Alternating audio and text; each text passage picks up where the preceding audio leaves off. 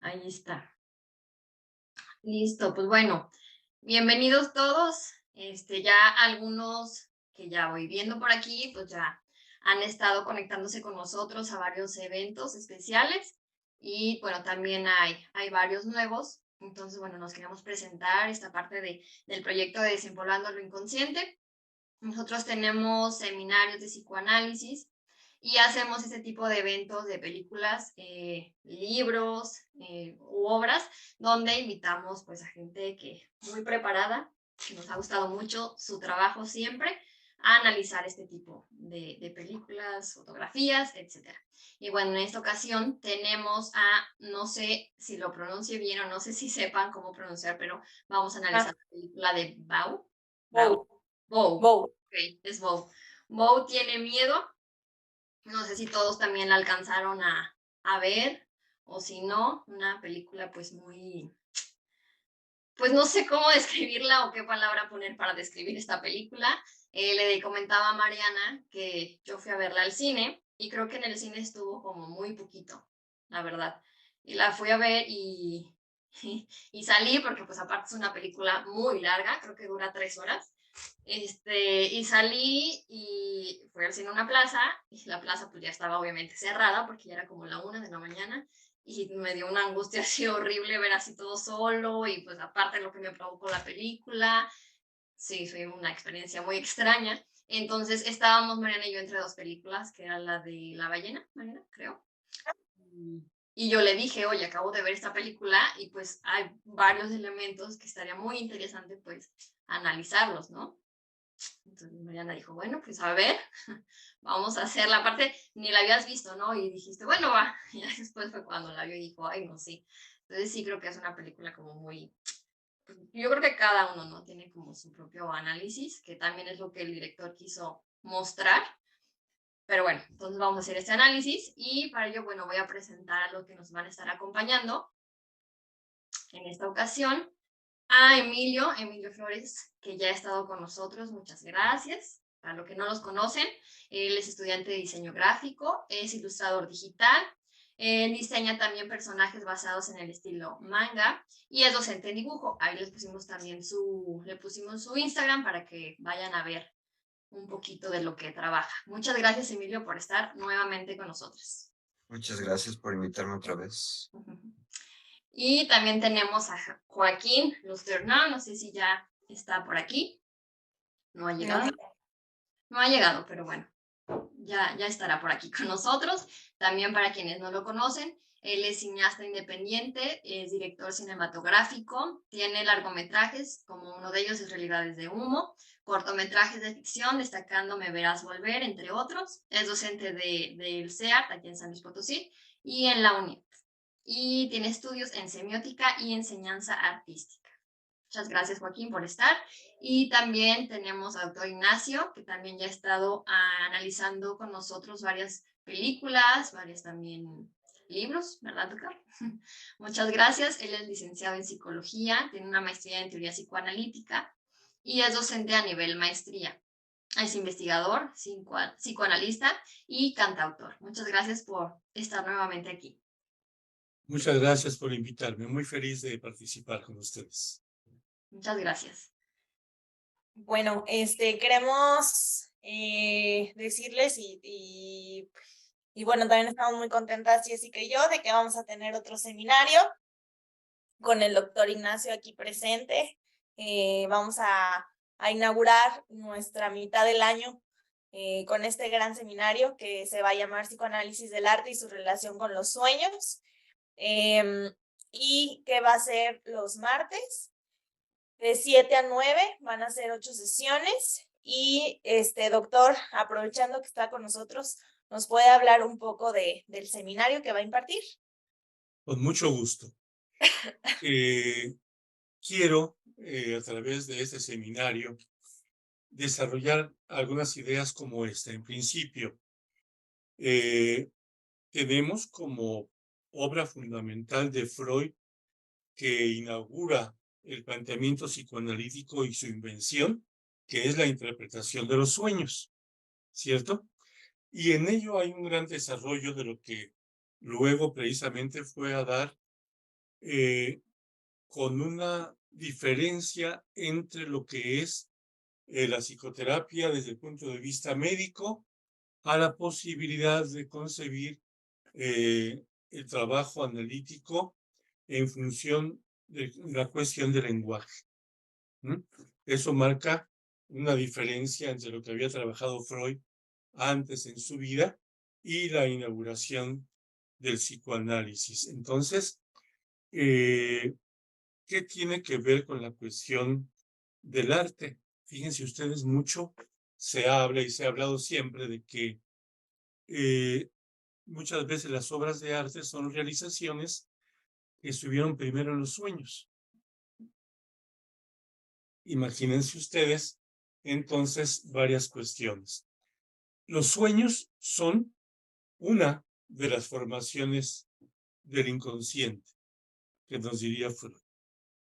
Entre otras, están, por supuesto, como formaciones del inconsciente, todos los actos fallidos, como el lapsus lingua, el caernos, el equivocarnos, el tropezarnos, el decir una cosa por otra, etcétera, o toda la psicopatología de la vida cotidiana, que también la desarrolla Freud por ahí y tiene que ver con formaciones del inconsciente.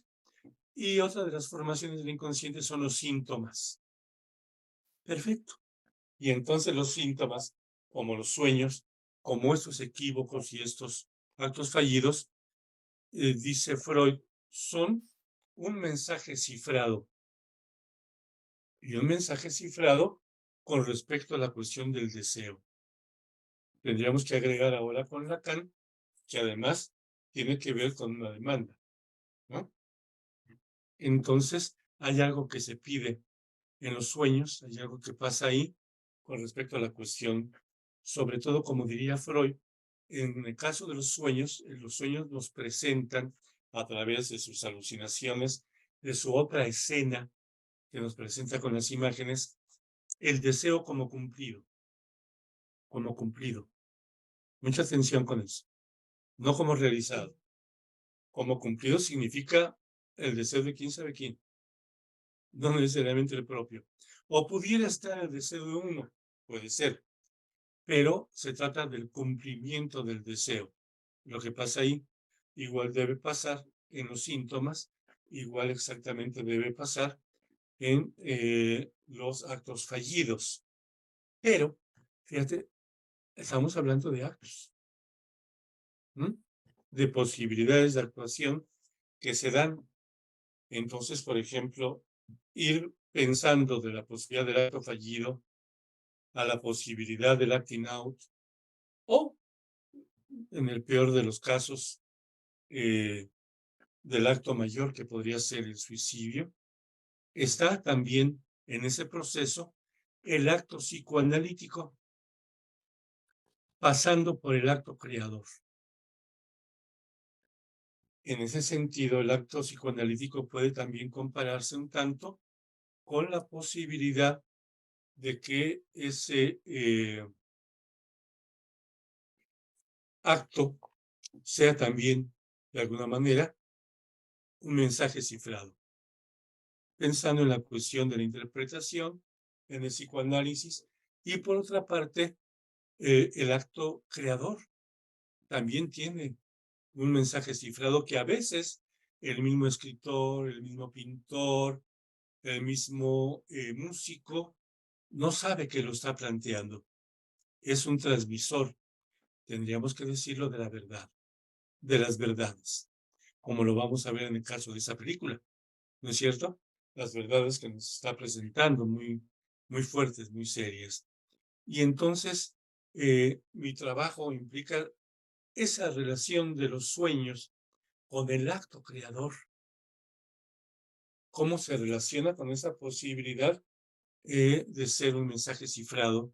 ¿Y qué pasa con la cuestión de la verdad? ¿Qué pasa con la cuestión de la manifestación del deseo?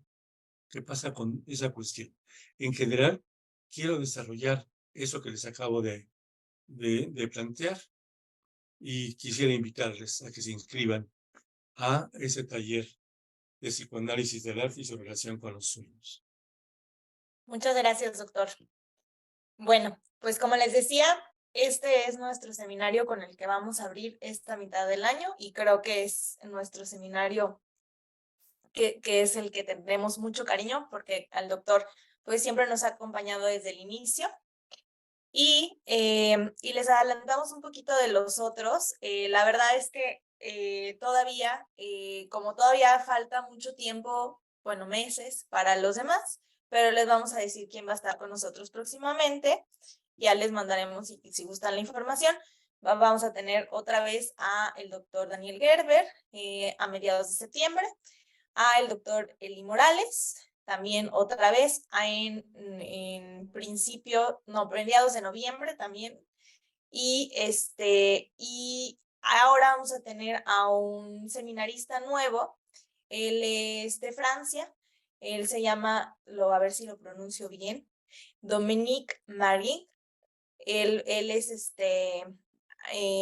la verdad es que él lo descubrimos de un seminario del Foro Lacaniano en Colombia. Les dio un seminario allá. Nos gustó mucho cómo da el seminario. Les dio un seminario de escritura y arte. Y entonces lo contactamos y va a estar con nosotros, pero no desde el arte. Él va a estar desde la experiencia de la cura. Entonces él va a estar con nosotros también a mediados de noviembre. Y bueno, ya finalizando, estos son nuestros contactos. Aquí está nuestro número de teléfono, nuestro mail, nuestro canal de YouTube, donde ponemos los eventos grabados, nuestro Facebook y nuestro Instagram. Y bueno, como decía Jessica, empezamos con esta película que, como ella dijo muy bien, ella la eligió. Y me aventuré a decir, bueno, Jessica, tú mandas. Ella también tiene muy buen gusto en películas, entonces pues la pusimos en publicidad y entonces yo la vi hace unas semanas y también fue una experiencia, no sé ustedes, yo creo que la mayoría le pasó lo mismo, por lo menos Emilio también me lo dijo, que fue una experiencia angustiante.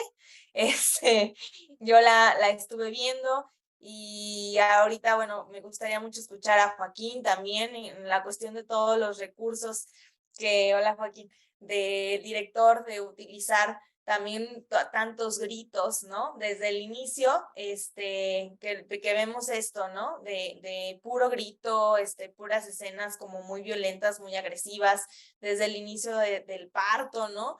De la vida de Bo. Y también me gustaría mucho escuchar al doctor en esta cuestión de qué es lo que piensa, de si era real, si era ficticio, toda esta, pues constructo y a lo mejor imaginario que tenía Bo. Y también me gustaría mucho escuchar a Emilio, pues toda esta construcción de la película en cuanto a la fotografía, en cuanto a los tonos, ¿no? En cuanto a la ilustración que el director hace uso, ¿no? Si ya nos dirá Joaquín, porque este director también tiene películas como Hereditary, no sé si la han visto, o Midsommar, y también pues las historias están muy similares, ¿no? Pero no sé, Joaquín, creo que esta película tiene como recursos, pues sí similares, pero a la vez como muy diferentes. Entonces, no sé si tú quieras empezar, Joaquín, a platicarnos un poco acerca del director y bueno, darnos tu intervención. Muchas gracias. Claro que sí. Hola a todos. De hecho, curiosamente ya recuperé tantito la voz. Llevo toda la semana afónico, entonces ya, ahí vamos. Entonces, si me llego a salir gallos o lo que sea, pues es porque ando medio enfermo, ¿ok? ¿Sabes? Y voy a tratar de no hablar tanto como otras veces, pero a ver si puedo. Empezamos con quién es Ari Aster, ¿no? Que es un director que lleva 3 películas, son 3 largometrajes nada más: Hereditary, Midsommar y Beauty, no sé cómo se pronuncia, Tiene Miedo. Aparte tiene varios cortometrajes, muchos de ellos los pueden encontrar en YouTube, ¿sí? De repente, después de Midsommar pusieron bastantes cortos en línea con subtítulos y todo, entonces está bastante interesante. Yo tenía una teoría, no, fíjate, no había visto nada de Ari Aster. Tenía tiempo que había querido estar viendo algo. Ya saben que no soy tan fan del terror. Sin embargo, me gustó mucho el cine de Ari Aster cuando lo vi, ¿no? La primera, la de Hereditary, llegué yo a una conclusión sobre la película que bueno, no había escuchado en otros podcasts ni nada, ni videos, ni referencias, que se me hizo interesante como todo, para mí, estaba dentro desde el punto de la locura, pero desde el punto donde había como una negación sobre los hechos que ocurrían en Hereditary, y las visiones que estaban alrededor de todo ello eran esta culpa que tenían los personajes y que no podían expiarla. Entonces creo que desde ahí yo veía la película. Pero cuando vi esta tercera, reafirmé esa teoría que tenía con Midsommar. Digo, con Midsommar, con Hereditary, que también ocurre un poquito con Midsommar. Sin embargo, creo que, bueno, a mi punto de vista, todavía es más acertado en estas dos. Esta película, bueno, haciendo un preámbulo así rápido, me recuerdo mucho una clase de hace muchos años que me dieron, donde nos decían la comparación entre el cine de Fellini y el cine de Antonioni, donde nos decían que mientras que el cine de Antonioni, no sé si alguien lo ubica de alguna película como Blow Up o el Eclipse, bueno, este director italiano muy bueno, muy lento, pero que decían que para él la objetivación era subjetiva, ¿no? Sí había, por ejemplo, varias escenas donde la pareja estaba rompiendo y ciertos elementos que estaban en el decorado o a través de la ventana o cosas así, nos daban esa ilusión de pertenecer a lo mismo que estaban sintiendo ellos dos. Sí, entonces había como un reflejo en cuanto a arte que daba a los personajes. Mientras que Fellini tenía una noción donde lo subjetivo se objetivizaba. Es decir, toda la locura de 8:30 de Fellini, todo lo que pasaba en su cabeza, todo lo que vivía, su frustración, su malestar, pues sí, esta frustración de no saber cómo dirigir, qué nuevas cosas hacer, etcétera, se veía como si eso existiera dentro de la película, como si eso le estuviera pasando realmente. Y nosotros nos lo creemos directo como si esto lo estuviera pasando. Creo que el cine de Ari Aster cae mucho en Fellini, muchísimo. Cae mucho en que todo lo que vemos estamos viéndolo desde la perspectiva de los personajes y no hay de otra. No estamos viendo una historia contada con un narrador omnisciente, no estamos viéndola desde un punto de vista de otros personajes. Eso lo vuelve un cine muy complejo. También en una clase nos decían que era muy complicado entrar en una historia donde nuestro personaje estuviera loco. Bueno, en cualquier grado de la locura, que ustedes son más expertos en todos estos términos, no, yo no nos decide, pero en este grado que llamamos como locura, encontramos un punto donde es muy difícil nosotros como espectador establecer una conexión con este personaje si desde el inicio sabemos que está loco. Necesitamos descubrirlo más adelante. Pero aquí no. O sea, en esta película, entra la película y sabemos que estamos viendo la vida, o sea, la película desde los ojos de un, no sé bien cuál sea el diagnóstico que pueda tener, pero creo que esta parte medio esquizofrénica o más bien, por ejemplo, tengo me pasa mucho, ¿no? Tengo algunos alumnos que tienen unos cuadros de Asperger, unos cuadros de autismo, y que realmente toda la parte de ansiedad, o sea, de una ansiedad fuerte, de repente me lo han manifestado en algunos cortos, en algunas cosas que hacen, lo manifiestan, pero muy exacerbado. Cuando vi esto dije, entendí mucho, ¿no? Entendí mucho y dije, claro, o sea, esto exagerado, esto que es tan fácil como cruzar una calle, para alguien puede ser sumamente difícil, porque todos los peligros que sabes que están ahí se vuelven mucho más grandes, que cada cosa que te dicen, puede caerte una araña, tienes miedo de voltear porque te puede caer la araña, porque hay una ansiedad a flor de piel que sabes que eso te puede pasar. Si hay un drogadicto afuera y ves a alguien tirado, tú piensas que está muerto. Si hay alguien, si dejas la puerta abierta, sientes que van a entrar a tu casa. Ya tomé. Si pasan cualquier tipo de cosa, por más pequeña que sea, eso se va a convertir en una parte muchísimo más grande. Tanto que creo, o sea, obviamente muchas de las acciones que pasan en la película son reales, ¿no? O sea, la muerte de la mamá, el tener que ir, o sea, varios detonadores. Pero cómo afronta todas estas cosas en nuestro personaje es lo que está grabado de una manera, a mí me pareció, no sé, o sea, se me hizo maravillosa, no, se me hizo maravilloso cómo lo está contando.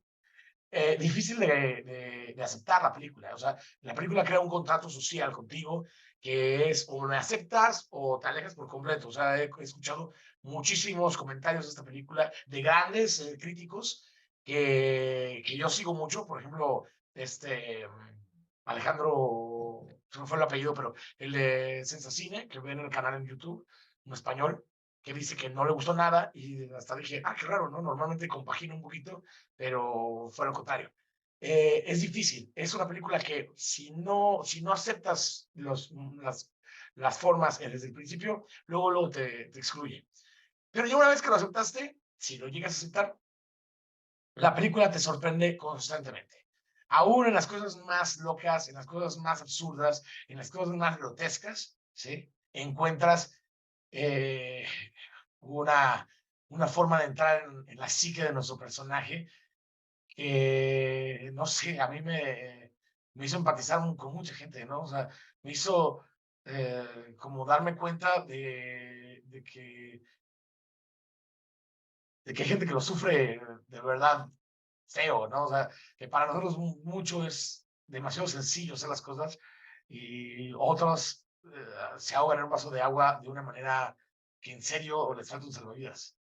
Entonces, bueno, voy a dejar hasta aquí ahorita y de rato pues, hablamos un poquito más de las escenas de la película, ¿no? Porque si no me extiendo un poquito. Gracias, Joaquín. Emilio. Sí.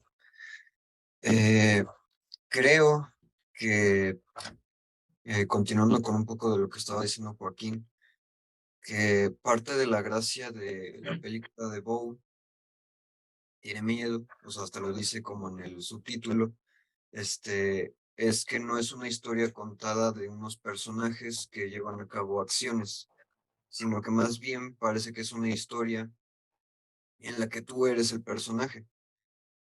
Creo que es una manera efectiva de lograrla, todo esto de meter pequeños detalles que te hacen preguntarte si las cosas fueron reales, si fueron un sueño, si fueron una alucinación. Porque creo que más que el fin de la película es contarte una historia, creo que tiene más como fin que sientes lo que siente Bob, que es como toda esta paranoia y ansiedad que estaba mencionando Joaquín, que por pequeños detalles de la vida, que para nosotros podrían parecer hasta cotidianos, él los lleva a una exageración enorme y por eso siempre vive con miedo. Una de las cosas que yo noté, y no sé si podría compartir pantalla para mostrarles esto. Sí, creo que sí, le puse. Sí, Sí. aquí está. No sé si ven esto de aquí. Sí. Ok, perfecto. Para los que vieron la película, como saben, Bo tiene una mamá con la que no vive, pero en el mundo de los negocios es muy exitosa. Es una empresaria que tiene muchas corporaciones que hacen un montón de cosas como muebles, refrigeración, comida, agua. Y esta empresa pues tiene el nombre de su mamá, que es, no me acuerdo bien cómo era el nombre. Era Mona Wasserman, o sea que es las dos iniciales, no sé si lo pronuncié bien. ¿Qué tiene de particular esto? Que uno de los pequeños detalles de los que yo no me di cuenta hasta después es que este es el logotipo de su empresa. Pero lo curioso del logotipo de esta empresa, además de que me puedo poner muy nerd y empezar a hablar de diseño gráfico, lo primero es que no solo aparece dentro de la película en las escenas con Bo, sino que, por ejemplo, aparece en esta parte que no sé si se ve bien, que es cuando introducen a la productora A24. Desde antes que empiece la película, el logotipo ya está presente.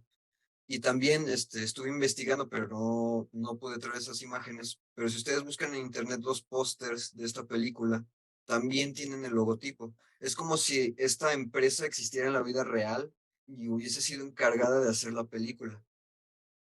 ¿Qué tiene esto de importante?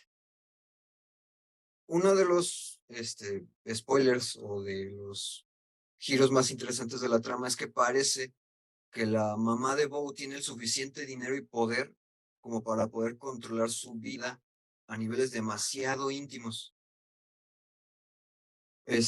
Puede comprarle un psicólogo, puede fingir su propia muerte, la muerte de la madre, y muchas otras cosas así.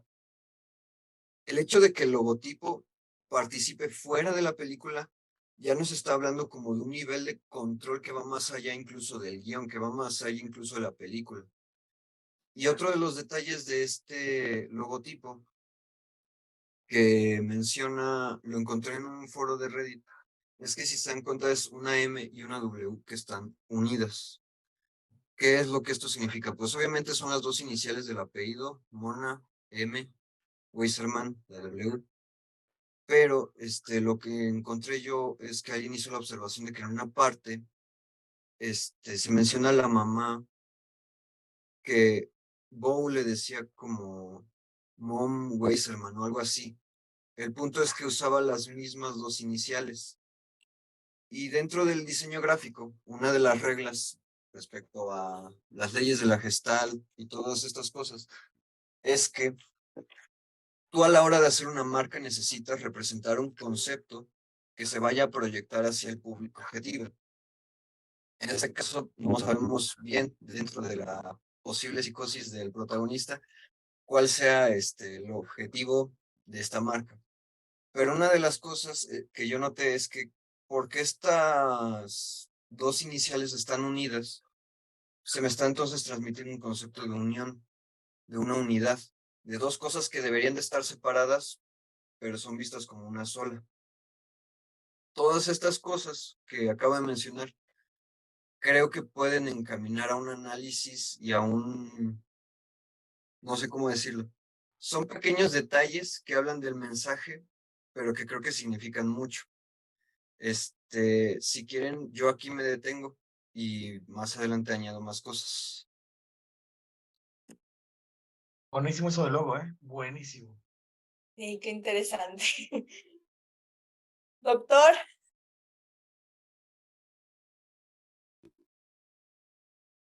Con gusto. Claro, sí, me parece muy importante todo lo que han dicho tanto Joaquín como Emilio. Y de las preguntas que han hecho con respecto a la cuestión diagnóstica, me parece, pensándolo con Lacan, que no podemos propiamente decir un diagnóstico de cada personaje porque el personaje creado en función del arte puede contener muchos rasgos de todas las posibles estructuras. Lo que sí queda claro, y estoy de acuerdo con ustedes, es de que lo que impera es el asunto de la psicosis paranoica. Pero, ¿quién sabe si precisamente en el personaje habría que ver esa cuestión? Debo, en principio, decir que estoy muy impactado por la película. Me ha generado también angustia como a ustedes. Me ha generado muchas cosas. Me parece impactante, pero por otra parte me parece una muy buena película. Pero sobre todo, aparte de las buenas actuaciones, Es maravillosa la actuación del protagonista, que no tiene como engolamiento de actor. Es la más natural de las actuaciones para interpretar. Podríamos decir que no está como actor, sino como intérprete el hombre. Y el conjunto del supporting cast son unos actores muy buenos, que hacen que la fortaleza del trabajo lleve a cabo. Sí me parece que no es una película comercial, posiblemente no recaude muchos dólares, pero me parece que es una película muy trascendente, que puede quedar en la historia de la humanidad. ¿Por qué? En principio, porque está planteando un problema central, actual, que curiosamente había ya predicho Jacques Lacan. Cuando él logra estructurar el discurso de el capitalista, logra pronosticar que lo que viene en esa sociedad de consumo, por una parte, es la posibilidad de que el capitalismo no acabe, salvo por la voracidad de los capitalistas, en la que se acabarían todos los recursos humanos, naturales y de toda índole, ¿no? Entonces, al acabar esos recursos, estaríamos hablando de un problema central, en el sentido de la ocupación de los lugares, en los 4 lugares que nos pone Lacan para los discursos, como es el agente, el sujeto a quien se le interpela, el producto y la verdad que sostiene al sujeto que interpela, lo que hace del cambio con respecto a la cuestión del discurso del amo es que invierte los lugares del amo y del sujeto. Y entonces el sujeto se pone en el lugar del amo en función, curiosamente, de la fantasía que implica la sociedad de consumo. Como esa capacidad de consumo que podría en un momento dado, y que es la oferta que tiene precisamente Mona. Mona tiene toda la oferta centrada fundamentalmente en la cuestión de los seguros de vida, los seguros para los carros, los seguros para las empresas, etcétera, que tiene que ver en principio con un intangible. Fíjense ustedes, un producto intangible y en el que, curiosamente, lo compramos por miedo. Es decir, se compra por miedo. Ahora nos obliga la ley. Al menos el del carro hay que comprar porque si no, ante la ley te puedes ver en problemas, ¿no es cierto? Pero lo compramos por miedo porque bien nos dicen, más vale tenerlo y no usarlo que necesitarlo y no tenerlo. Es decir, se nos habla de alguna manera del riesgo, de las posibilidades del riesgo. Y entonces, en función de esto, se vende un intangible que hace súper rica a Mona cuando los demás están contribuyendo constantemente, aunque en 10 años nunca uses el seguro. Y que si tú guardaras ese dinero de los 10 años, pagarías, no sé, otro carro nuevo en lugar de quizás mucho más, ¿no? Si guardaras el dinero del seguro. Entonces, si tuviéramos que decirlo, ¿quién juega el lugar del sujeto? No es el protagonista en el discurso del capitalismo. Es Mona. Inventando jugar, y como suele en el lugar de la madre, el lugar del otro. El otro del que curiosamente está dependiendo toda esta sociedad, que ya es un desastre. Lo que nos presenta en la calle es la realidad actual de los Estados Unidos. Y yo decía nada más de los Estados Unidos y demás, y hoy me levanto el cuello delante de mi hija Montserrat y le digo que cómo están las cosas en los Estados Unidos y me dice, ¿cuánto hace que no vas al centro de Querétaro? Es decir, parece que estamos viviendo en las noches algo muy parecido en las ciudades nuestras, de lo que nos muestra precisamente esto, y que hoy día uno de los youtubers importantes sobre relaciones internacionales está Jesús López Almejo, está presentando una pequeña gira que hizo en Estados Unidos de cómo es terrorífico lo que está pasando en la decadencia de todas las ciudades de Estados Unidos, ¿no? Todo esa enfermedad donde todos parecen ya por las drogas como zombies en las calles, que juegan, se drogan, ya no trabajan, están sin casa, todos viven en casas de campaña en las calles, son una amenaza para la gente cotidiana que vive ahí, etcétera. Y además, fácilmente se desnudan en la calle, juegan ahí y la policía solamente los ve desde lejos y los observa. Realmente no interviene en la posibilidad del orden porque no hay posibilidades.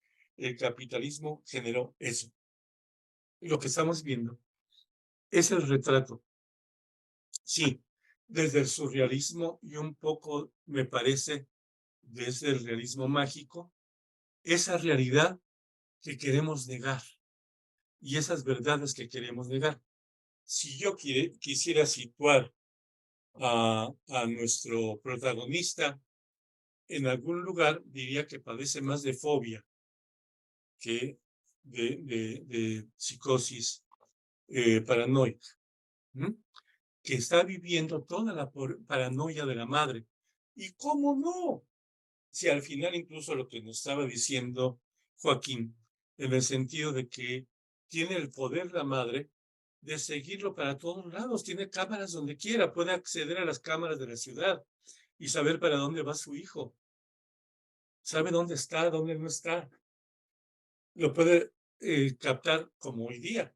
Todos esos instrumentos y dispositivos electrónicos, como la Alexa y demás, está tomando nuestras palabras. El teléfono aún apagado puede tomar nuestras palabras y llevar a todos lados, pero solamente la gente poderosa puede acceder a ese producto, el que estamos dejando en nuestros dispositivos electrónicos. Entonces, la paranoia está en ese seguimiento de la madre, en ese lugar terrorífico de convertirse cuasi en Dios, para seguir al hijo que ha huido de eso, de esa mirada, de ese poder, de esa posibilidad de sobajarlo y someterlo con la mentira. Y que él sabe y se da cuenta que se trata de una mentira. Entonces, todo lo que sucede alrededor, amén, como dicen los compañeros de que nos vayamos de repente a algunas escenas fundamentales, lo que está aquí planteado es la psicosis actual que ha creado el discurso del capitalista. Psicosis social. Ahí sí podemos dar el diagnóstico, más que en cada uno de los personajes como tal, pero si tenemos que decirlo, Mona representa más esa posibilidad de la psicosis paranoica, además con una dosis de sadismo extraordinaria, de una perversión más allá de los límites, ¿cierto? Y entonces también por eso ha hecho el emporio económico que ha logrado hacer. Y su hijo no es más, apunté por aquí, que esto.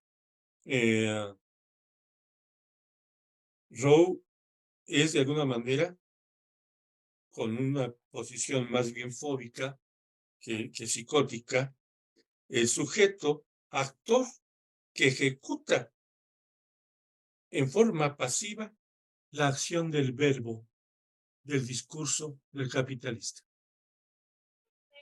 Hasta aquí la dejo, mi propuesta. Gracias, doctor. Jessica, ¿ibas a decir algo? No, perdón, iba a decir gracias, pero me lo ganaste. Bueno, no sé si Joaquín o Emilio, ahorita que estaba diciendo esto del doctor, quiera complementar algo. Yo, sí, creo que, perdón, ahora sí. Creo que algo que nos gusta mucho de este tipo de películas es las múltiples interpretaciones que hay sobre los discursos, ¿no? La polisemia de lenguaje. Y me gusta mucho encontrar esas lecturas que están proponiendo. Esta lectura desde el capitalismo, esta lectura sobre esta metateatralidad que dice Emilio, ¿no? Con este lobo que controla todo, ¿no? Que controla hasta fuera de la película. Eso se me hace bien interesante. En mi caso, en la lectura que yo tengo, yo sí me voy directo a que muchísimo de lo que ocurre sí está en la mente, o sea, sí hay una exageración de lo que vemos. Sí hay un control de la madre todo el tiempo, pero cuando conocemos a la madre está muerta, la madre no tiene cabeza, y él, aún después de muerta, cree que lo sigue controlando. O sea, la culpa que tiene el personaje dentro de la película todo el tiempo, o sea, ese asunto de sentirse culpable por imaginarse teniendo relaciones con la única mujer con la que tuvo contacto alguno cuando era niño y que después ya no volvió a tener nunca y que casualmente se encuentra ahí, ¿sí? Tener esa imagen sobre ella, tener esa imagen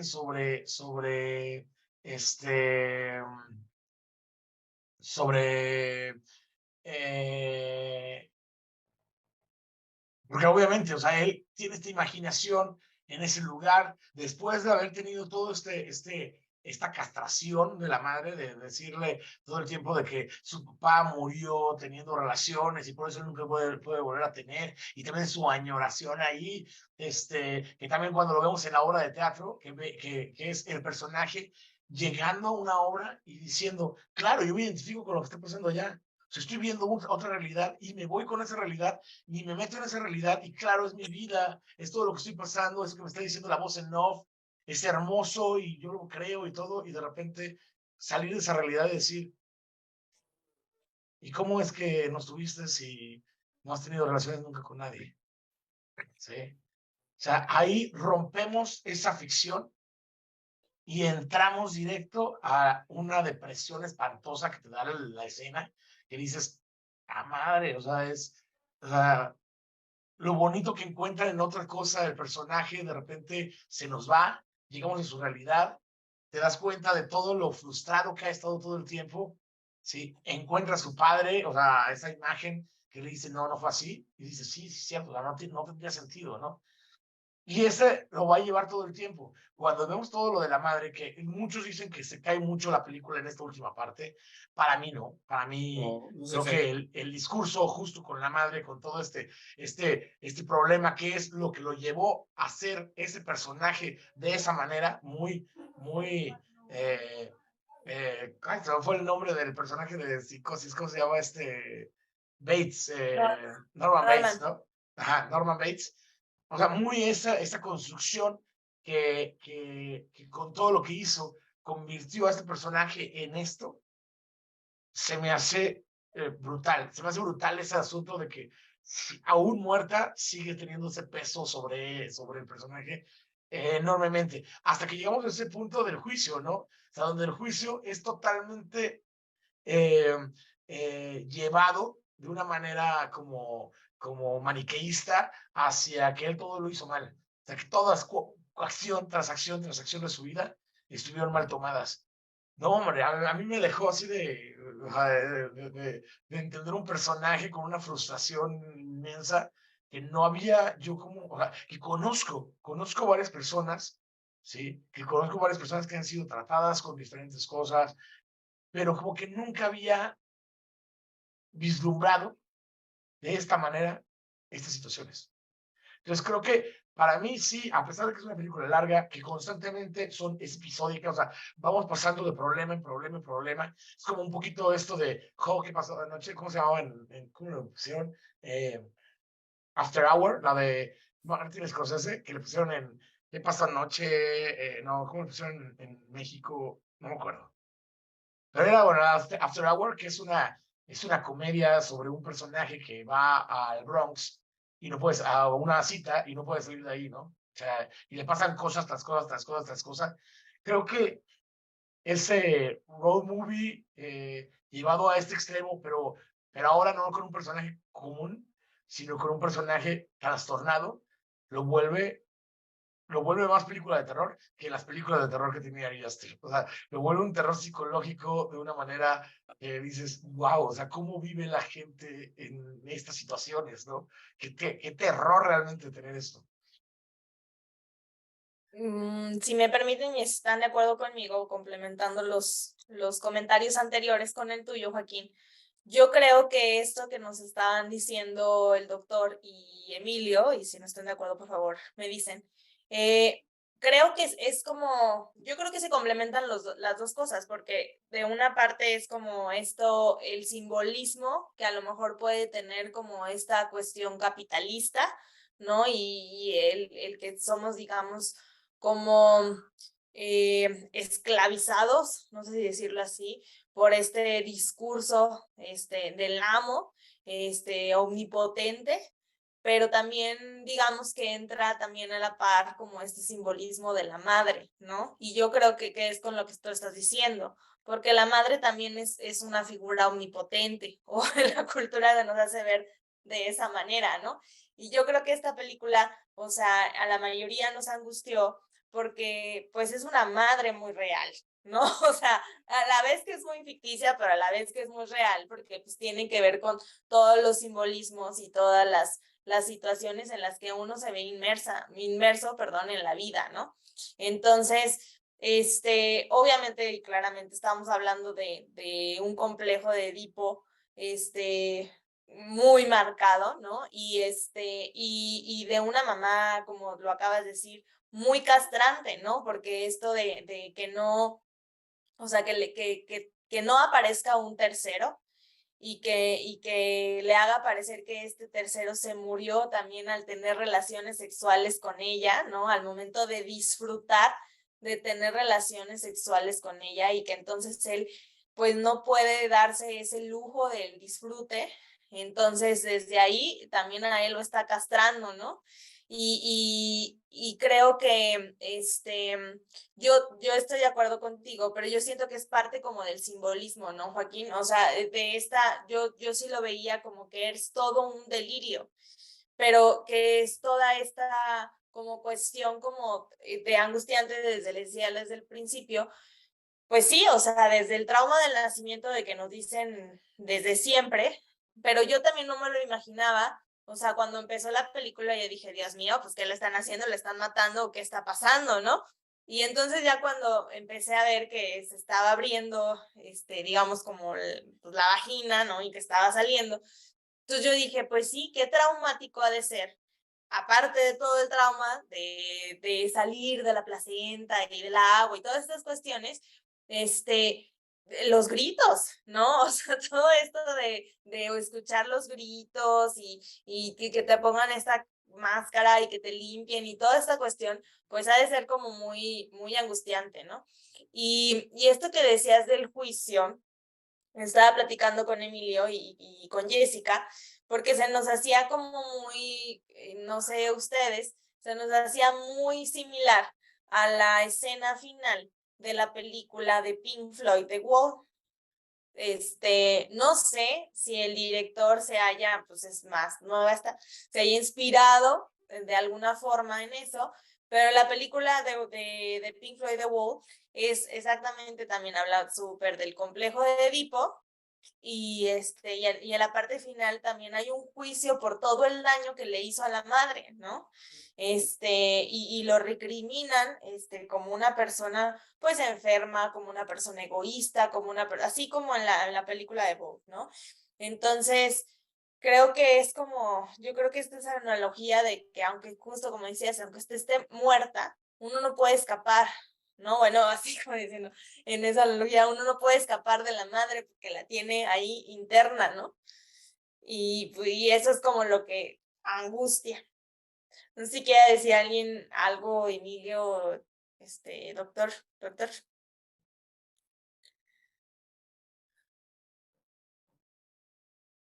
Ay, tiene el micrófono apagado. Ya. Decía que quería complementar lo que tú estás hablando porque es algo maravilloso el planteamiento y que va de la mano con planteamientos freudianos, ir del útero al útero la película. Termina precisamente en el útero también. Es decir, es un coliseo de agua lo que está ahí planteado y precisamente como sucedía, es decir, en el coliseo había un juicio. Había un juicio donde de alguna manera te salvabas de él si matabas al león o si vencías al gladiador. Era una manera de enfrentarse y él se enfrenta ante el fiscal y por supuesto a la reacción de la madre. Entonces va de la posibilidad precisamente de volver, de calmar la angustia. Entonces, lo que está, y por eso no es casual que lo hayan mencionado así, el terror o la parte fundamental que está en toda la película es la presencia, y lo logra muy bien el director y los actores, de la angustia. La angustia en todos los ámbitos. ¿Y qué partimos con respecto a la cuestión de Freud? Que queremos siempre, a la vez que la angustia es vida, queremos aplacarla, queremos lograr el sosiego, queremos quitarnos esa inquietud que nos molesta de alguna manera y que luego nos molesta de manera exacerbada. Entonces, la gran idea fundamental es volver, en todo caso, atrás al vientre de la madre, para perdernos y no haber nacido. Más valdría no haber nacido. Y entonces, a fin de cuentas, él entra por el canal de nueva cuenta hacia el Coliseo. Parece que entra a una laguna, luego al mar, y después del mar encuentra esas rocas que le plantean una cueva y va por el canal y desemboca precisamente en el Coliseo de agua. Entonces, no es cualquier cosa que esté presentando el fin de su vida precisamente en el fin, curiosamente, de la angustia, en la posibilidad de terminar con la angustia, una necesidad de romper con eso. Y obviamente en la reminiscencia de toda su historia. ¿Dónde? Donde está la parte fundamental del discurso del capitalista, la deuda. La deuda que es desde el principio planteada por el terapeuta psiquiatra, sientes culpa y anota en su cuaderno, culpa, ¿no? Entonces, de principio a fin, la culpa está jugando un lugar fundamental impuesto por la madre, impuesto por el otro, y la madre representando al otro y representando en esa ocasión, más allá del discurso del amo, el discurso del capitalismo. Esa locura del discurso del capitalismo, donde ella se ha puesto en el lugar del amo y que puede hacer lo que quiera con su hijo. Es una madre estrago. Es una madre que se come al hijo. Se lo comió a través de la angustia, a través de la instauración de la angustia. Y el tipo no pudo ni tener una novia, ni tener una vivencia sexual, ni tener hijos. Todo está en el deseo, en la posibilidad del deseo. Y me parece maravillosa la idea del teatro en el bosque. Es una idea excelente, maravillosa, de las cuestiones que creó el capitalismo. A principios se empiezan a crear las comunas cuando empieza el capitalismo, la revolución industrial. Pero luego, en el gran desenvolvimiento ya de la industria y de las vías de ferrocarriles en toda Europa y demás, y en Estados Unidos se va generando una posibilidad de presión y de control mucho mayor que desemboca en la primera presencia del existencialismo en el mundo.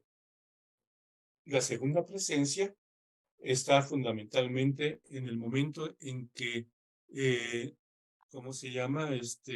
Festival de Woodstock, y empieza el hipismo a generarse en todo el mundo, esa posibilidad de existencialismo, de romper, de aislarse del capitalismo, de aislarse del discurso del capitalista, de aislarse del discurso del amo. Y hoy día, quienes representan una constante que no empezó con el capitalismo, sino desde el feudalismo, fue precisamente el actor como existencialista y como el emisor de las verdades del mundo, y presenta en el escenario la verdad de lo que está sucediendo a cada uno de los espectadores y donde él se identifica y empieza a ver ahí sus sueños, sus deseos, todo lo que él ha vivido, curiosamente en un lugar donde además estos teatristas se han salido del teatro oficial, del teatro donde está un edificio. Se ha ido a la posibilidad de un teatro en el bosque, de un teatro libertario, de un teatro comunitario que tiene otro lugar donde presentar la verdad. El teatro ha sido precisamente la fuente fundamental del psicoanálisis, desde el punto de vista de la verdad. Y aquí nos lo presenta en un juego extraordinario, pero además desde una posición del existencialismo y obviamente también desde el surrealismo y el realismo mágico. Doctor. Emilio, ¿quieres decir tu participación antes de abrir el foro? No, una cosita rápido. Rápido. Justo eso que decía, creo que va en ese mismo camino de cómo es una imagen tan bella donde vemos como el arte da esa identificación a todo mundo, ¿no? O sea, de cuando llegas a una obra, hay una obra de teatro, ¿no? Pero a una obra que te habla directo a ti, o sea, que parece que te está hablando directito y que te hace volar, que te hace irte en eso, identificarte, o sea, cómo tiene ese poder el arte, ¿verdad? En esto que habla del teatro en el bosque. Se me hace muy padre. Ahora sí. Gracias, Joaquín. Emilio. Ok, sí, tomando muchos de los comentarios que hemos hecho hasta ahora, me gustaría como hablar de dos cosas así relativamente rápido. La primera es que creo que, como Mariana, no creo que ninguna de las dos posturas se oponga una a la otra, sino que creo que se complementan. En primer lugar, y viendo lo obvio, no es coincidencia que la mamá de Bo también sea una exitosa emprendedora. Dentro del capitalismo eso es algo muy importante. Y pasando a todo esto de la madre, una de las cosas que yo noté y que se me haría muy importante mencionar es que, y más o menos lo estaba mencionando creo que Mariana, toda la, creo que toda la vida de Bo estuvo siempre marcada por un sentimiento de culpa y un sentimiento de miedo. Creo que a mí sí se me hizo muy simbólico el sueño que tiene Bo, en el que es un bebé pequeño que está en una como tina y dice, le cuenta el sueño a alguien y le dice, veo a alguien que es igual a mí de niño, pero más valiente. Le hace el frente a su mamá y entonces su mamá le cierra en un sótano y lo deja ir para que se muera, no lo vuelva a ver. En internet tuvieron muchas teorías sobre si era un gemelo, sobre si Bo había tenido un hermano mayor y la mamá lo encerró, sobre si era el papá o algo así. Pero lo que yo creo es que ese sueño hace una síntesis de todo lo que vivió Bo en su vida, que es su mamá negándole la posibilidad a Bo de tener explicaciones sobre la realidad, de tener dudas, de muchas otras cosas, también del placer, y eso creo que lo tocaré más adelante, pero bueno, no puedo hablarlo de una vez. Cuando la mamá le explica a Bo dónde está su papá, le dice, se murió. Se murió porque tenía un soplo en el corazón y falleció de un infarto cuando te concibió. Esa primera aproximación a la sexualidad, que es una en la que te dicen, y luego le dice, ¿y tú también lo tienes? Ya genera miedo a un acercamiento al placer. De lo que me di cuenta yo es que, y a lo mejor ya estoy metiendo un poco más de mi cuchara, para que nosotros podamos tener placer, no podemos sentir culpa. Y para que podamos tener placer tenemos que, no sé cómo decirlo, sentirnos como con el derecho, por ejemplo, de saber qué le pasó a nuestro papá. Cuando al final de la película, pasan muchas cosas, como que Bo finalmente tiene relaciones sexuales, se da cuenta de que no se iba a morir si tenía relaciones sexuales. También pasó algo muy curioso, y es que vuelve a hacer la pregunta de dónde está mi papá, y la mamá le dice, ok, ¿tanto quieres saber en dónde está tu papá? Te voy a llevar a donde está tu papá. Lo vuelve a llevar al sótano, y en el sótano encuentra como una versión de sí mismo que está encadenado, y encuentra un pitote, encuentra un falo gigantesco que es como muy monstruoso. Esa fue la parte de la película que se hizo más surrealista en lo personal. También no entendí por qué luego llegaba el veterano de guerra y como que lo mata. Eso no lo entendí. Pero lo que sí entendí es que ese sótano puede ser una simbolización de cómo una persona no puede aproximarse al placer porque su versión valiente de sí mismo fue Llegan como adaptaciones, o sea, como ya una casi transcripciones. Es muy raro que venga el guión original. Sería buenísimo poder tenerlo. Sí, sí, lo voy a buscar. Gracias. Listo. Creo que seguimos contigo, Emilio, que se nos cortó un poco. y está bien, sí me saqué de onda. Bueno, sí, el punto. Muchas partes vitales de lo que parece ser que permite a Bo acceder al placer se encerraron en un sótano y se quedaron ahí hasta que fue adulto y vivió su vida con miedo. Y la otra cosa rápida que quería destacar, que se me hace muy importante, creo que, por ejemplo, las primeras escenas de la película en la que parece que hay como muchos disturbios en la calle, mucha delincuencia.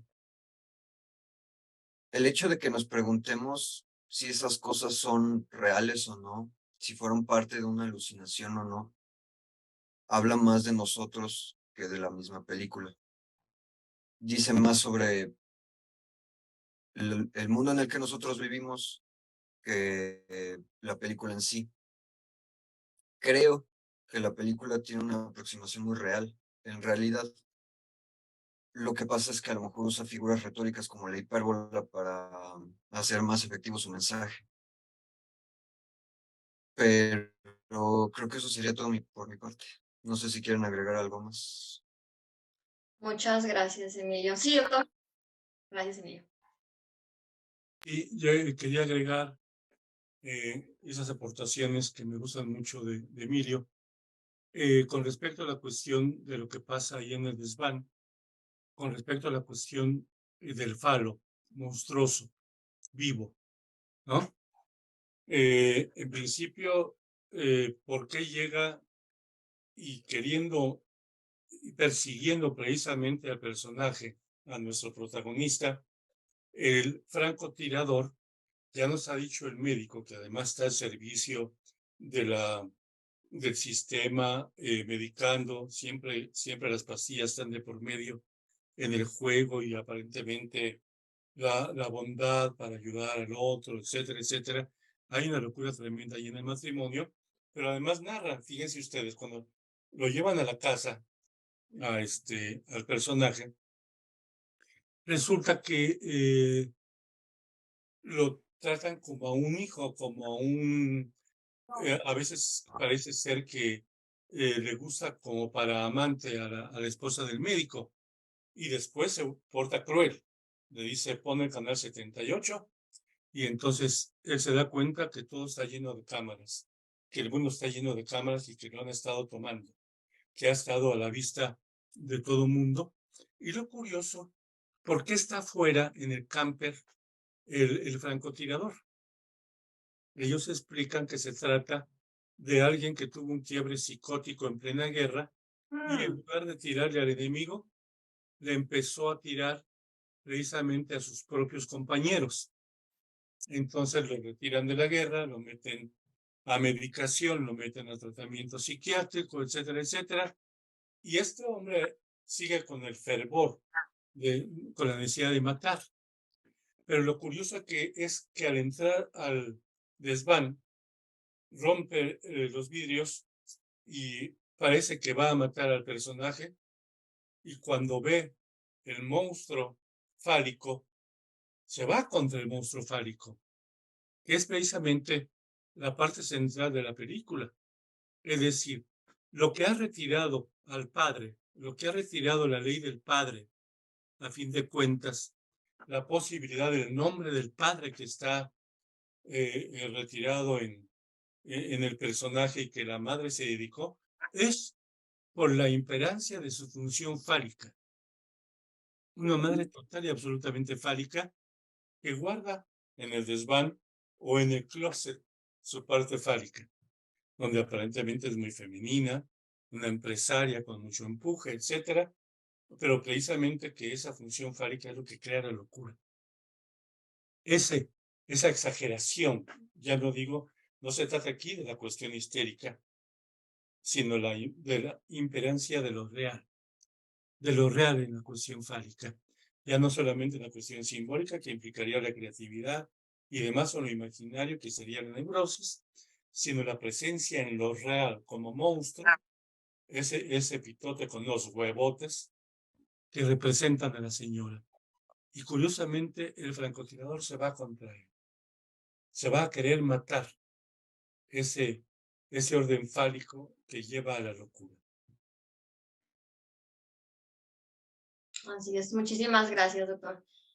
Y bueno, a lo mejor ahorita antes de terminar con las conclusiones finales, estaba viendo, no sé, Ángel, quería comentar algo o no sé del público si tiene algo que comentar, alguna pregunta o algo. Sí, quería comentar algo, ¿se me escucha? Sí. La película me pareció como utilizar una imagen como muy policromática, con muchas posibilidades de retomarla desde diversos ángulos. En parte aquí, los comentaristas ya han expresado varias rutas, ¿no? Sobre cómo abordar. Yo en un primer momento, de manera natural establecía la oposición entre el momento de la historia cuando llega o sea, del inicio al momento de la historia cuando llega a la casa de su mamá y está este video donde se reseña a la señora y su aparición, ¿no? Pero después, no sé, me planteé que esta separación es, digamos, arbitraria en el sentido de que hay una imbricación entre estos dos momentos, precisamente lo que decía el doctor Ignacio, ya estando con la madre y en la discusión con ella, va al Tapanco, y ahí precisamente llega este ex militar, ¿no? Entonces, creo que es un mismo recorrido caracterizado por contenidos alucinatorios propios de esto que se decía de parte del doctor de una psicosis paranoica. Pero bueno, ¿cómo hacer inteligible entonces esto que parece caótico, ¿no? Yo propondría una manera de abordarlo distinta, que no mejor lo que se ha planteado por los participantes previos. Yo me enfocaría en los cuellos de la madre. Primero le llega la noticia de que el cuello ha sido aplastado por una, bueno, su cabeza ha sido desprendida por una araña y pues obviamente ya no está la cabeza, el cuello es la parte mutilada o bueno, hasta que queda pues del cuerpo. Y el segundo momento, cuando está la mamá, o sea, ya en el diálogo con la mamá, él estira sus brazos, presiona su cuello, hay un momento de afectación de la tráquea, la laringe, queda sin la posibilidad de respirar y cae, ¿cómo se llama?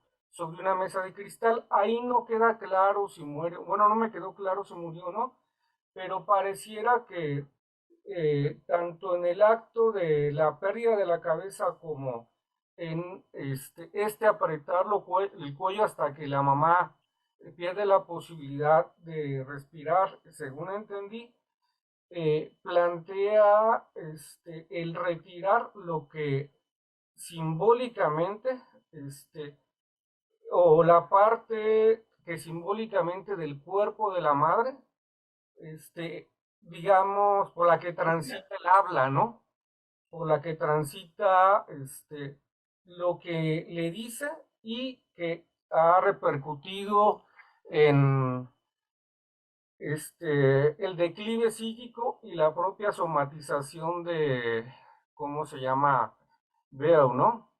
Entonces, es mediante este acto, bueno, el primero donde pierde la cabeza y este segundo, donde él la aprieta hasta sofocarla, dejarla sin respiración, que creo que puede hacer inteligible lo no simbolizado en el transcurso del inicio de la película hasta que ya está en la casa de la madre con este último diálogo, etcétera, ¿no?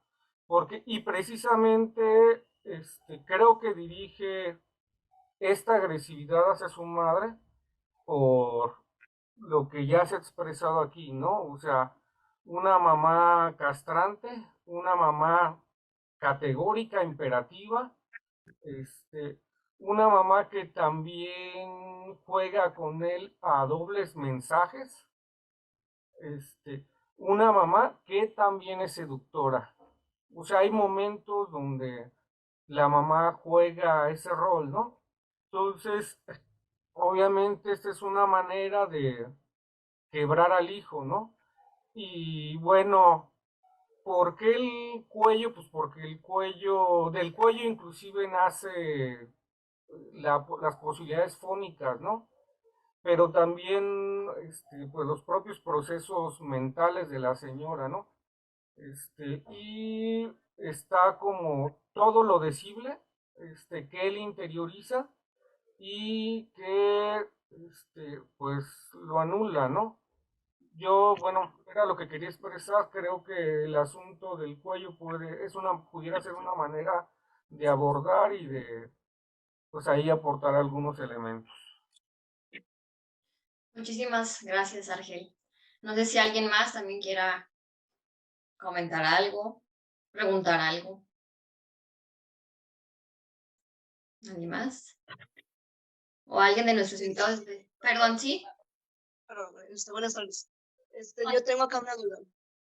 En la escena donde supuestamente está en la obra de teatro y se refleja, veo como el protagonista de la historia que están contando, psicológicamente sería como la vida deseada que a él le hubiera gustado.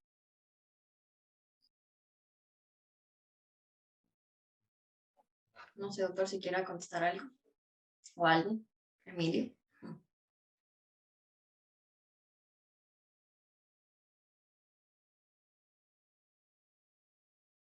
Creo que se quedaron todos pensando.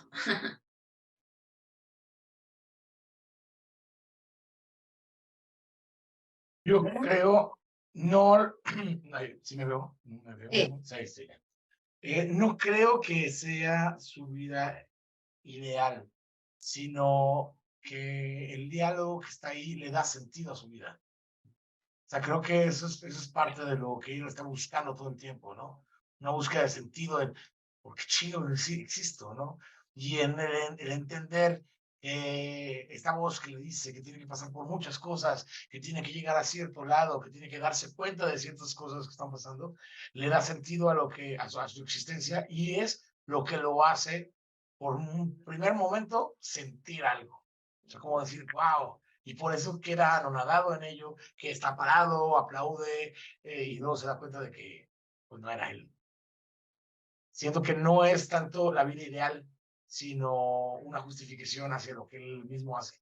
Lo siento un poquito como esta parte medio truculenta que hay en montonal de mensajes y de cosas en Instagram o en todos lados donde te dicen, va, chido, güey, ¿no? O sea, estás haciendo lo correcto, necesitas que alguien te diga tal cosa. O sea, como este efecto que tiene eso en todo el mundo, pero que él lo encuentra en algo que no conocía, que es una obra de teatro. O sea, algo todavía más fuerte, ¿no? Bueno, para mí, así es como lo interpreté un poquito. Gracias, Joaquín. ¿Alguien más o pasamos a las conclusiones? No sé si Emilio. Doctor.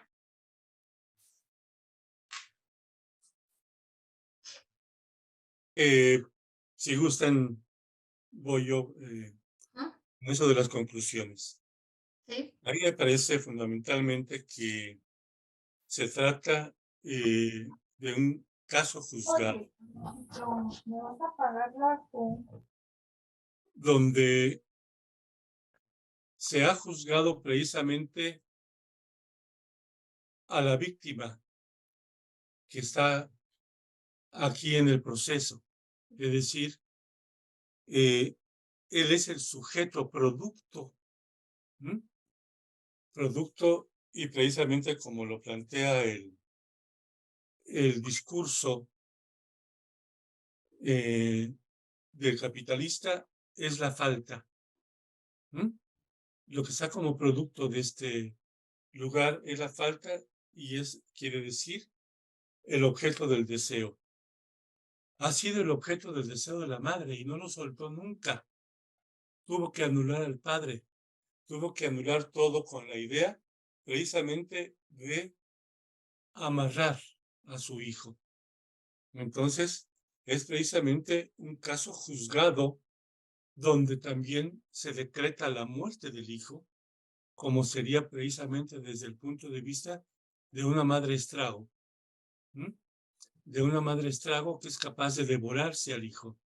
Se lo devoró aún estando lejos y lo seguía todavía vigilando a través de todos los aparatos electrónicos de lo que se puede contar hoy en día, sobre todo si se tiene una casa como la suya, que seguramente era una casa inteligente y podría tener acceso a todas las agencias de espionaje y de búsqueda con respecto a lo oficial para poder vigilar y castigar, ¿cierto? Diríamos con Foucault. Ella está también en ese lugar, desde esa torre, vigilando y castigando. Y lo lleva hasta el final del juicio, en lugar de la arena, al útero, al líquido amniótico. Lo lleva para allá, para ahogarlo en su seno. Exacto, muchísimas gracias, doctor, por las conclusiones, como siempre. Emilio, Joaquín, no sé también si tengan algo para concluir. Yo realmente no mucho de conclusión, simplemente creo que ya hablé exhaustivamente, me gustó mucho. Les recomendaría mucho, bueno, mi parte muy grata fue volver a ver Editar y después de ver esta, me dio una lectura muy interesante a otra parte del cine de Ari Aster y creo que siempre estábamos muy metidos en la parte familiar, en los complejos familiares y en la psique de los personajes, dándonos terror en lo más común Sencillo. y se vuelve de lo más perverso. Ya. Muchas gracias. Sí, lo que estaban diciendo de estas angustias, ¿no? Como que son angustias cotidianas desde que le estaba ahorita recordando desde que va a la tienda y está buscando la feria de que no sabe, o sea, de esas angustias tan cotidianas, angustias pues más perturbadoras. Y como también la parte de la melodía, que a lo mejor no hemos tocado un poco, pero también como va cambiando, también está brutal esa parte. Pero bueno, Emilio, ¿algo más para finalizar? Sí, me gustaría enlazar mis conclusiones con la pregunta que hicieron ahorita sobre la obra de teatro. Yo lo que vi o lo que interpreto yo sobre la obra de teatro es que él, como ya se mencionó, como una persona, el protagonista como una persona llena de culpa, un día lo que le sucede más bien es que va a una obra de teatro y entonces recibe como la característica más importante, creo yo, del arte, que es la identificación. El protagonista se empieza a identificar con la obra que está viendo y no creo que lo haga en esencia porque sea la vida deseada, lo que a él le hubiera gustado vivir, sino que se da cuenta de que empieza la obra con un hombre encadenado y no sé si se dan cuenta de que cuando termina este delirio del protagonista, el delirio y la obra de teatro tomaron dos rumbos completamente distintos. Lo que quiero decir es que él logra identificarse con esa persona encadenada, con una persona que es oprimida. Y esto pienso que es lo que le da el valor o la virtud de luego preguntarle otra vez a su mamá cuando está todo este problema de que en realidad no está muerta, ¿qué le pasó a mi papá? Él se siente con el derecho de volver a hacer esta pregunta una vez que se siente identificado en una obra de teatro que muchas otras personas organizaron y que, cabe recalcar, todos ellos eran huérfanos. Ahora sí, mi conclusión es que les recomiendo mucho esta película, véanla. Dura 3 horas, está larguita, la verdad, pero háganse unas palomitas, no pasa nada. Yo tuve que tomar pausas. Creo que esta película es un buen ejemplo de una frase que escuché alguna vez, no sé quién la dijo, pero es algo como, el arte existe para confortar al perturbado y perturbar al cómodo. Creo que lo cumple muy bien. Es muy probable que se encuentren con mucha angustia al ver esta película, pero creo que de alguna manera a veces la angustia nos lleva a la verdad. Y esta película a veces puede hablar más de nosotros mismos que de un autor, que de un actor, que de las personas involucradas en la película. Veanla. Muy bueno. Muchas gracias, Emilio. ¿Hay alguien que nos puso Luis Antonio? Lo que dijo. Ahí está. Sí. ¿Te escuchamos, Luis Antonio? O no sé si quieres escribir.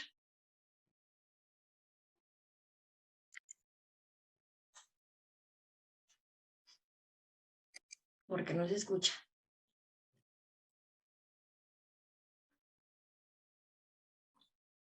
¿No, verdad? Ah.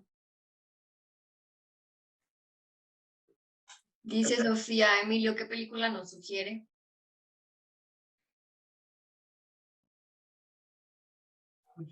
No, pues estoy hablando de Bob tiene miedo. O sea, para los que no la hayan visto, tal vez. Es muy buena. Ya te escuchamos un poquito, sí. Ok. Bueno, yo soy muy fan de las películas de terror. Y a mí esta película me encantó. Y viendo la trayectoria de Ari Aster, cuando la primera película trata sobre el terror, sobre cosas paranormales, la segunda película lleva el terror al ser humano. Esta tercera película ya yéndonos completamente a temas psicológicos, una pesadilla y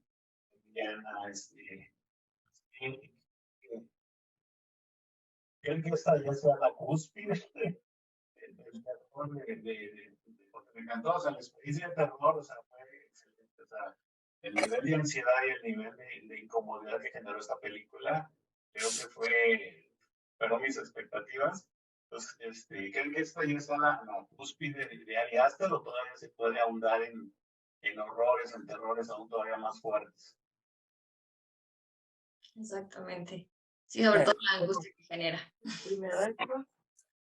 Ay, mami, ¿por qué no haces la ropa, bebé? Bueno, Yo creo que todavía ajá. puede irse todavía más fuerte.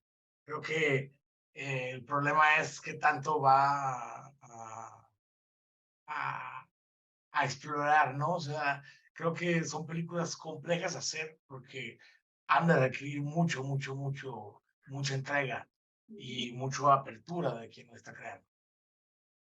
Exactamente. Exactamente. No sé si alguien más quiera comentar algo. ¿Cerramos? ¿Todo bien? Ok. Pues bueno, pues nada más agradecerle nuevamente al doctor Ignacio, a Emilio, a Joaquín y pues a todos los que participaron también y estuvieron atentos a todo este análisis, que pues la verdad, como bien decía Antonio, como bien decía Ángel y todos, pues es una película que genera mucha angustia y yo creo que cada uno tiene su punto y a alguien le movió algo, como también decía Emilio, y abrió ciertas cosas también, me imagino, pero pues sí es muy enriquecedor escuchar todos esos comentarios. Muchísimas gracias a todos y pues bueno, ahí están en contacto para los siguientes eventos especiales. Y muchas gracias a los que nos acompañaron. Bonita noche. Gracias, buenas noches. Adiós. Muchas gracias, buenas noches. Buenas noches. Hasta luego. Gracias.